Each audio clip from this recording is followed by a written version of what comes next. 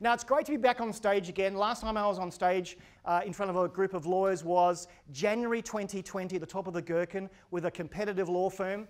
And this is January, and I was asked to look at the decade ahead. And as a futurist, how wrong did I get it? Because 6 weeks later, we're all behind Zoom screens and we weren't actually talking to each other. So it's great to be back on deck. Now, I am a bit of a geek. This was my first computer back in 1980. Anyone remember this one? The Sinclair ZX80?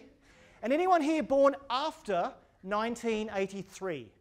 Born after? Okay. I've been online longer than you've been alive. Because back in 1983, we would dial up. Who remembers the dial-up tone? Yeah, we would dial up, and I'd dial up these things called bulletin boards and leave messages, which we now call email. So I've been doing this for a while. But I'm not just a geek. I've also been a marketer for many years. I've created and launched brands, some of them you've never heard of, and I've worked with some that you have. So I live and breathe marketing, and I've tried to marry my technical skills with my marketing skills and my love of marketing, also branding. And as Roland said, I'm a client of Taylor Wessing, and they helped me out of a very tricky situation where someone else thought I was passing off. But that's a whole other story for drinks. No matter where I am, pre, post-pandemic, the one thing I want to leave you with is that you have to disrupt yourself, or you'll be disrupted. Now, I would say this for years and years before this thing called a pandemic happened, and now, of course, we've all been disrupted. But disruption is a huge opportunity. And a lot of things have happened and fast-forwarded that you would never imagine would happen. And they'll impact your brand in a very, very positive way. And over the last 20 or so months, it accelerated absolutely everything. There's a great quote from the CEO of the National Australia Bank, Ross McEwen, who said, "COVID sped up the digital banking revolution in 10 weeks, not 5 years." My 79-year-old mother never wanted to do online shopping in Adelaide, Australia, but she had to. And now that she does, she loves it. And she would not go back, so it's forced people to do that. Now, I run a podcast and I get to interview really interesting people. And last week, I spoke with this lady, Helen Nimmo from Endava. And she introduced me to a term that I hadn't heard before called digital breakage. Throughout the pandemic, we've seen how our products and services and websites are broken. She gave an example of renewing her insurance. She missed it by 1 day, and the business rules weren't in place to allow her to have an exception. So a lot of your processes may have been challenged, and it's actually been a good thing to shake up what you were doing and see how we can do it better. Now, I know you represent both B2B and B2C audiences, but McKinsey back in April last year started asking B2B buyers, how do you like to be sold to? They basically looked at 3,600 B2B decision makers across 11 countries, 12 sectors and 14 spend categories. And the summary was basically, digital interactions are 3 times more important, and basically 50% believe that remote selling is here to stay. And if you read the report end to end, post-pandemic, most buyers are saying that's how we prefer to be sold to. We don't like sitting in your beautiful office for an hour when we've got to feed you coffee and 15 minutes in we don't think you've got what we need. So you have to be set up and your brand has to be ready for a digital-first world. And one great takeout from the McKinsey report is that sharing content and insight will basically build awareness.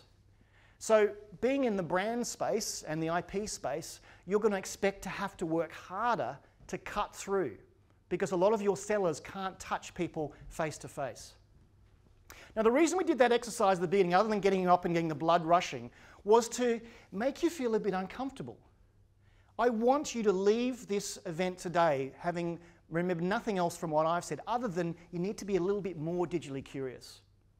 The roles you have in your organisation, you can actually do so much more by being that one step ahead of the curve and feeding back to the business what you're seeing. And I'm hoping out of today, you'll go back tomorrow, next week and say, here are 4 or 5 things we should be doing differently, and the eyes and ears of the company. I've had a mantra for the last 30 years that to get digital, you need to be digital. Now, yes, I'm a geek and I play with things, but I play with things to understand how they work. So I can come to you and say, worry about this, don't worry about this. Now, the next slide I'm going to put up I call the scary slide. I'll let it build. Take your phones out and take a picture, because every word and phrase on this screen will impact your business. I used to say in 18 months. I'd now say in about 5 months. And I tested this with Roland before, and he said, I don't know about a few of those. That's okay. I actually don't want you to know all the words on this screen. I want you to be a bit curious. So tonight, tomorrow, head to Wikipedia, type in the name, understand what it means and what it means for your business. And if you don't want to do that, just ask a young person. So let's pick out a couple and explain how I became digitally curious. Blockchain. Probably one of the world's most hyped technologies over the last 10 years, and you'll have a view on what blockchain is. Often when people ask me to describe it, I start off by saying, well, you know what a ledger is? And in fact, I found this ledger from June 9, 1926, showing debits and credits when things were being bought and sold. And I said, well, you know what a ledger is? Oh, yeah. What about if I told you that blockchain is a type of distributed ledger? One version of the truth that can be shared around the world. Oh, that's interesting. The problem with blockchain is we all think about Bitcoin, and 5 of you in the room have bought some. I actually bought some Bitcoin about 4 years ago. I bought £20 worth, not to get rich, although I wish I'd held it, to basically see what it was like. What's it like to buy it? What's it like to hold it? And more importantly, what's it like to sell it? Now, it took me 4 weeks and 2 banks to get my £20 worth of Bitcoin back into pounds. So I saw that it was really quite a challenging thing, and it really wasn't, in my eyes, ready for prime time. And about 3 or 4 Christmases ago, I sat next to someone. I said, what do you do? I'm a Bitcoin expert. I said, well, this is your lucky day. I'm going to pump you full of questions. I've always been intrigued about what the hype is. And he said, one thing you probably don't know, the global transaction speed for Bitcoin is 7 transactions a second, globally. MasterCard and Visa are about 24,000. Why? When Bitcoin and blockchain was developed 10, 11, 12 years ago, it was designed to work between people who had no trusted relationship. So there's an overhead, there's cryptography, there's secret stuff that happens, and it basically takes a time to get everything onto a blockchain and logged. That's a very broad expression. But when I heard it was 7 per second, I thought, there's a lot of hype around this. I don't think it's going to be a currency overnight. So I was curious and cut through the hype. So one thing I want to look at is how companies, many of you are in the room, have become digital winners over the last 2 years because you were ready that anything could throw at you. A good example is Primark. Primark doesn't have an online presence, and so they found that when the shops closed, they couldn't sell. And there's a reason behind that, but I think other companies would say, you know, if we work in e-commerce, we've done quite well. We already had things set up to do that. I know some people from some of the e-commerce companies are in the room today. But if you're wanting to sell online, do you have digital breakage? The best way is to get a friend or family to try and buy a product or service from your website. And if they complain, you have a problem.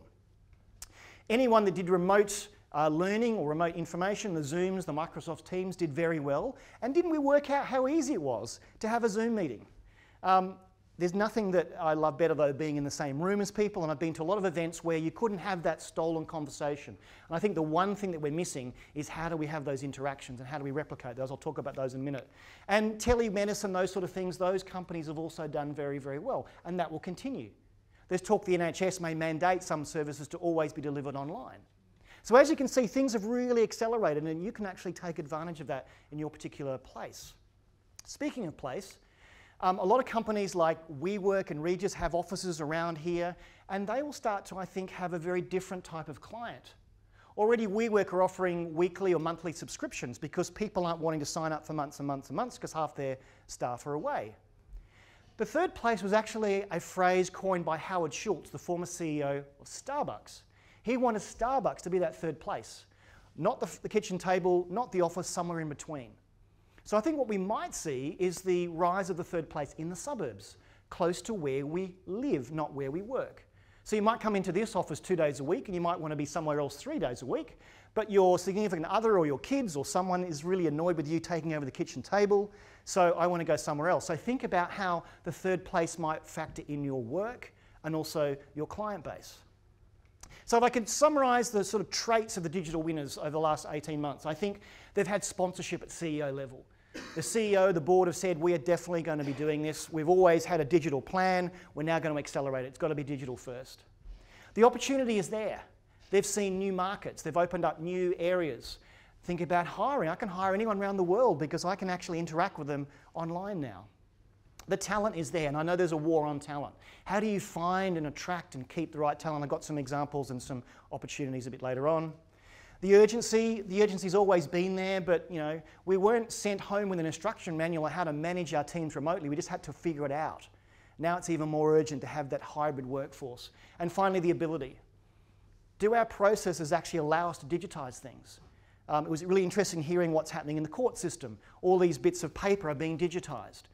One question I was going to ask the judge was, how do you train people who are not necessarily the digital experts in how to use this effectively? You think about it, when you got your first mobile phone, I actually got mine back in about 1989. I paid $1,000 for an analog mobile phone. My university friends thought I was crazy. But think about your barrier to entry of when you use this technology. You got a mobile phone whenever you did because your friends had one, which has made your life a lot easier. So when you have that feedback loop and the technology you're using becomes easier and easier to use, people will start grabbing onto it. So I couldn't be a futurist and not talk about trends. I want to talk about some of the buzzwords on that slide and then make it a bit more personal for you here today. AI. I'm glad the AI question was asked because there's a huge opportunity in your field of work also to use AI to make things a lot easier. What things look similar? Have there been precedents? Can I go through a whole lot of information? There's a lot of work going on, but again, be digitally curious and work out what people are doing in this space and how it can make your life a lot easier. Everything's moving to the cloud. You should again look at what's happening there, the pros and the cons, but importantly, how things are joined together. Several years ago, the EU and the UK governments had a Payment Services Directive number 2. We call it open banking. It forced big banks to share data between each other. And we're slowly seeing the benefits where consumers can now securely have their data sent somewhere else for processing. You're going to start to see open everything. Open law, open water, open telco. Every industry that you work in should have the ability to be open. And that is enabled through things called APIs, or Application Programming Interfaces. So the question I'd be asking all of you is, what is your API strategy? Can you connect to other things that are around and in your ecosystem? Now, cybersecurity, I was a bit concerned that not all of you stood up and said you have two-factor turned on. This morning I was on recording a podcast with someone from a company called Newstar that do cybersecurity. And he said a friend of his actually had an issue. He got a phone call in the middle of the night. He said, someone's hacked my DNS, my domain name server. And they actually got into my registrar and my domain name, and they've changed things so they're getting the emails. And then slowly I saw my bank balance being decreased because they were getting the password reset emails. So it is super, super important to take cybersecurity seriously, especially now we're working from home more often, because you are the last mile of defense. And I'm going to freak you out. In the coffee break or tonight, I want you to go to a website called Have I Been Pwned? Pwned is youth speak for password owned. A guy called Troy Hunt, an Australian, has loaded about 5 billion password breaches into a database. You can search for your email, your password, or your phone number. And I guarantee you, some of the information will be in here because it's been stolen. So what can you do? Password hygiene. This is my public service announcement for the afternoon. You need a password manager. I use 1Password because it links in with Have I Been Pwned. I have about 1,200 different websites I access. I have a different password for every single one. I don't know my Amazon password, don't know my Twitter password, don't need to. It's randomly generated and all my apps control it, and it's protected by two-factor. And when I have a friend going, oh, I'm sorry, my LinkedIn got hacked and my Facebook, no, it didn't get hacked. You used a dumb password and someone guessed it. So make it harder, because remember GDPR, if you get hacked and the data goes out and you have to report a breach, 4% of global revenues is not a small price to pay. Voice is already huge. Many of you use voice assistants, but let's turn this into an office environment. A couple of uses for voice you're going to see going forward. Ambient voice. With permission, the voice assistant will be listening to me all the time in this room. And I'll go, we need to book this room for the 3 Thursdays forward for Project Alpha. It knows it's me and it goes and books it for me. Another use might be, it's listening to me and it seems that I'm not as happy as I normally am. So it tells someone that I might be having a bad day and I might have a mental health issue. So you're going to see lots more uses of voice. Who here watches the Queen's Christmas speech? Here's an alternative view from last year. For nearly 70 years, I have kept a tradition of speaking to you at Christmas. But on the BBC, I haven't always been able to speak plainly and from the heart. So much of our world today comes to us through these screens, which brings me back to that question of trust, of whether what we see and hear is always as it seems. On behalf of myself, your Queen, and all at Channel 4, I trust you will have the very merriest of Merry Christmases. You've just watched a deep fake. Who here knows what deep fakes are? That's a good example. So if you're looking at brand protection and IP law, what happens when someone steals your likeness or your brand or your voice? Going back to voice, we're going to have assistants talking in celebrity voices and all sorts of different things. So that's another thing that you need to be aware of. So start doing some research on how pervasive this technology is. And as Her Majesty / Deborah said, what do we know is real? Identity will be huge, and I'm not talking about passwords, I'm talking about sovereign identity. The best example is vaccine passports. So right now I'm Australian, I'd love to go back to Australia. I don't know if my NHS COVID app will actually work in Australia. How do I prove to the Australian authorities I'm double vaccinated? But actually all they need to know is yes or no, is he fit to fly? They don't need to know when I was vaccinated or what I had. It is basically my information. And so Tim Berners-Lee, who was the father of the World Wide Web, is very disappointed with how his invention has panned out. Because I think what we're going to see very soon is people owning their own data. The good example is right now when you submit accept on Facebook or Google or one of those networks, you have no chance to negotiate with them. It's basically you either accept the terms or you don't. We're not far away from me having a different relationship than Tim has with Facebook and other people have, because I'm going to be doing a digital deal because I value my personal data. I want a value exchange. So Facebook, you actually have to give me a discount, give me more benefits, upgrade my status or whatever based on what I give you. But until fairly recently, and Cambridge Analytica came out, we all just went, yep, click accept because they give us Facebook for free. Remember, if the product is free, the product is me. So identity is going to be very keen. And what will happen here is someone like a government entity will basically authorise my digital identity to say my COVID passport is valid. Think about another way. If you go to a nightclub, even though I'm 53, I still am asked for my driver's licence, and they put it on the screen. They scrape all the data from there, my date of birth, where I live, everything else. All they need to know is he of legal drinking age or not? So I will own that data, and I'll say, yes, you can have the QR code. All it's going to say is yes or no. So identity is going to be huge. And regulations. I'm really pleased the court is into the 21st century and actually doing things digitally. And whenever I get a chance to speak in front of regulators, I say to them, you have to think like a startup. You have to anticipate what your clients are going to want to do with the law. And when the open banking law came out, the FCA took control for regulating, they set up a thing called a sandbox. They allow fintech startups to basically do crazy stuff that at the moment is illegal because they want to see what the art of the possible is.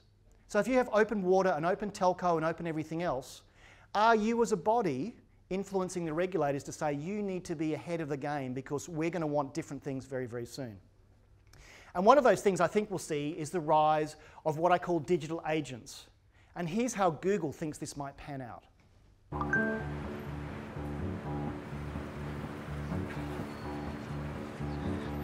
Hey Google, book a table for 2 at El Cocotero on Tuesday at 7.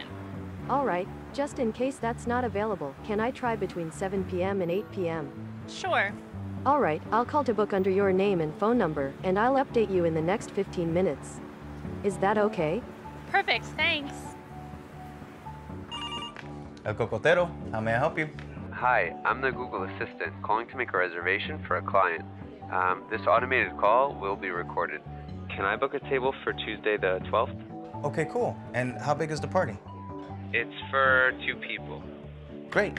And when did you say they want to come in? Tuesday at 7 p.m. Okay, let me check. I don't have 7, but we can do 8. Yeah, 8 p.m. is fine. Perfect. And can I get their name? First name is Anna. Okay. We'll see Anna Tuesday. Thank you. Okay, awesome. Thanks a lot.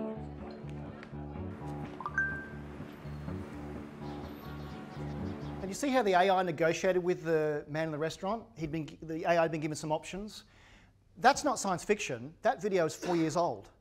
You can do that at the moment with the Google Pixel phone in the US. Now, there are mixed reports on whether it's real AI or some human intervention. But let's fast forward to when technology works out of the box. We're going to see more and more of this. So can this make your life easier? But what it means is I'm going to actually have a digital agent doing all my bidding for me.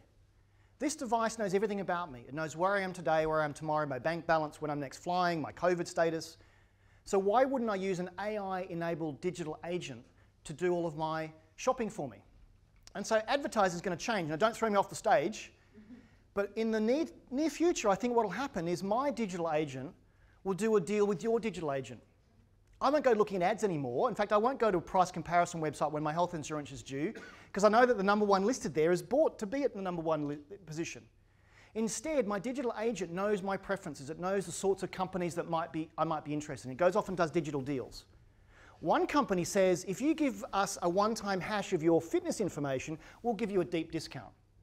My digital agent knows that's my tolerance, and so it goes off and I get a message back like that one saying, I've renewed your health insurance. I don't think we're too far away from that. It means as brands, you're going to have to learn to advertise to robots, because I'm never going to see your ads. I'm basically have my digital agent as that firewall, and unless your offer or price is good enough, then it's not going to get through the system. Now, one thing I want to talk about next is co-creation. This is where you've got your super fans, your influencers, your customers helping you create the new products. And I'll give you a good example. I've been working with a health company, let's call them Bupa, and I actually presented to the board and they said, Andrew, how do we get closer to our customers? Now, I'm a Bupa customer. I said, here's what you do. You create a Bupa beta or Bupa baby. You invite people in under NDA, because I'm a super fan, I've been a member for 14 years, and I want to sit down and tell you how your product can be made better. This happens all the time in IT circles. Because I'm a geek, my home Wi-Fi system is essentially carrier grade, and the community around that is talking about bug fixes and things they want to improve. The challenge, though, is who owns the content? So if I have an idea for Bupa Beta or for another company, how do I actually get compensated, and who owns that? And I think we're going to start seeing more and more of that. Good example, we've got two cameras at the back from the wonderful team, and the one on the side there is my camera. Every single event I go to, I bring my own camera and I film it. Why? I own the rights to the footage. Not that they wouldn't give it to me because they're a wonderful company, but I'm still waiting on the footage from Lisbon. But it means, here's a real example of I'm actually bothering to film what I'm doing. I can use it for my promotion, I can use it to review, and those sort of things. But you're going to see a lot more co-creation. And people want to do that. And it's not just influencers, it's people like me that are B2B super fans that want to actually improve your product. And it might even be you start working with the industry and start collaborating. So think about how you might actually retain your rights there. Now, we couldn't have a talk from Futurist without mentioning Meta, which is the new name of Facebook. Go figure. Now, the Metaverse is really interesting, and I'm not going to spend a lot of time on it because I'm still trying to get my head around it. In fact, Microsoft came in and said, we do that too. We can have avatars. Rather than looking at lovely Adi there, you can look Camilla. I mean, I'm sorry, I just don't get it. Because 17, 18 years ago, there was a thing called Second Life. Who remembers Second Life? Now, back then, your computer was a lot slower, so it was a bit more chunky. But I didn't get it back then. I actually like meeting people in person. So I think, yes, there is an opportunity to live in the metaverse. But my view is, if you put something in front of someone, if you put a barrier to them enjoying something, it actually creates a bad experience. So you listening to me on a Zoom call would be very much different to how you're receiving me at the moment. So there's promise, there's opportunity. I still don't get it. But I'm digitally curious. I'm going to talk about a few other things that I don't quite get either, but I'm really interested in why people are talking about them all the time. And we're going to see a lot more product placement. This is actually a classic one. This is Wayne's World from I don't know how many years ago. The funny thing behind this story is they never approached the brands, but they just did it and said, let's just do it and get away with it. And so Pizza Hut and other brands got some exposure. But because we're not seeing ads anymore, my Netflix subscription, my Amazon Prime, I'm not seeing interruption advertising unless I'm on YouTube. That's a whole other story. But I'm actually seeing more product placement. And I can pause and say, what was that dress they were wearing, or what was the phone they were using? If you watch the latest James Bond, you can't help noticing he's using a Nokia phone. So we're going to see more and more product placement. And so it's going to be important to understand how the metaverse links in. And another three-letter word, NFT. Who here knows what an NFT is? A non-fungible token. And again, I'm learning about what this is and what the benefits are, the pros and cons. I haven't bought any NFTs yet because I still don't know why I want to waste my money. Who here reads The Economist? Lovely cover they had about the Alice in Wonderland. Well, they actually had an NFT auction and raised $422,000 for this NFT of the image. It went to charity, thankfully. But I'm still trying to get my head around. Someone shelled out nearly $500,000 on something they can't touch.